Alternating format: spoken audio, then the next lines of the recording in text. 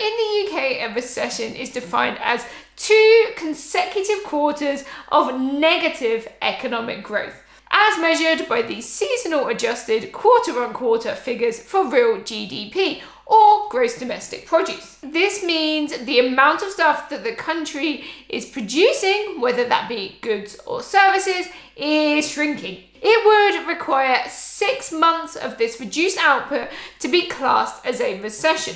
So what does it mean then? The thought of a recession normally makes politicians sweat. When the country produces less, this can cause a ripple effect through other areas of the economy. The main implications are increased unemployment, business failure, and stock market losses. Naturally, all these areas are linked and ultimately lead to people paying less taxes. So it places additional strain on the public sector too. However, you are not personally responsible for fixing this. That is literally what the politicians are there to sort out. What you are likely concerned with is what this means for you and how you can be best prepared for whatever comes your way during a recession. So how do you manage your personal economy then?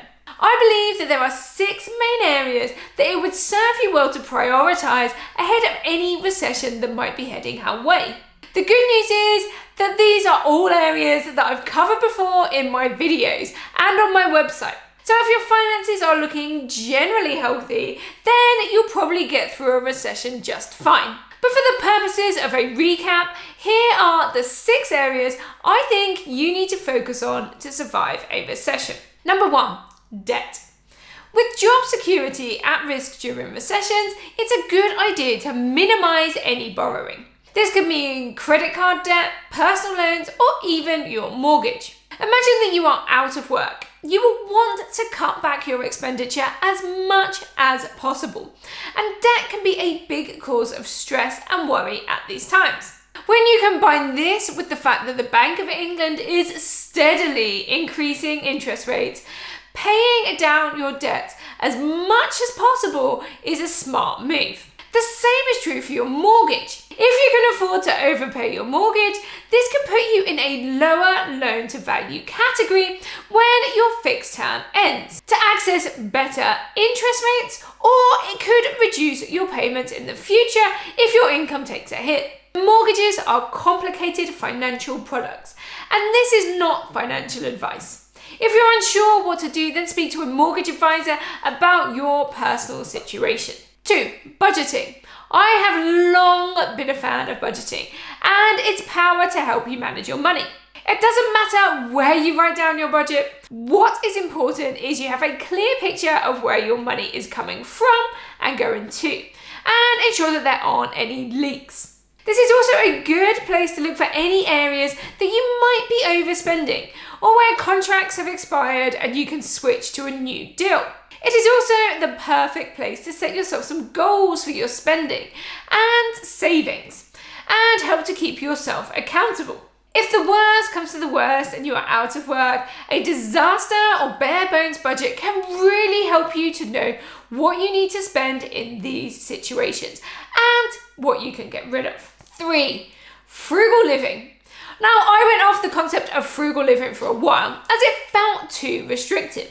But in times of financial uncertainty, I believe that having a few frugal living tricks up your sleeve could make all the difference. I have done a ton of videos and blog posts about this, so go check them out for practical money saving tips. What is important to remember with frugal living is that you don't have to apply it to all areas of your life. This is why I actually prefer to use the phrase conscious spending. Choose to be frugal in the areas that are less important to you and spend a little more on the areas that bring you most joy. 4, savings. A good level of savings can be the determining factor on your experience of a recession. If you have little to no savings and you see a reduction in income, then this can be disastrous. But a good amount of emergency funds and a few sinking funds can not only reduce your stress levels, but also be a real lifesaver if things turn south. Therefore, I would recommend building up your savings while you can. The more you can save now, the better position you will be in. 5, investments.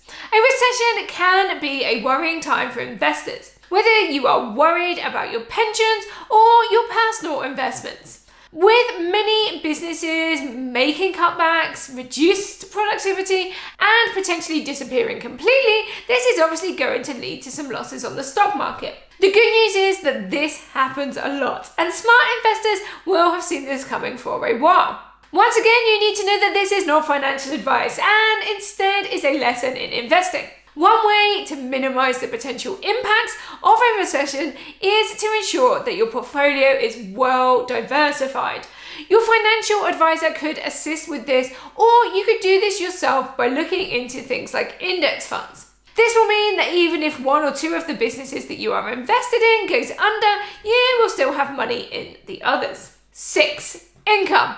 This is probably the number one most at risk component of your personal economy in a recession.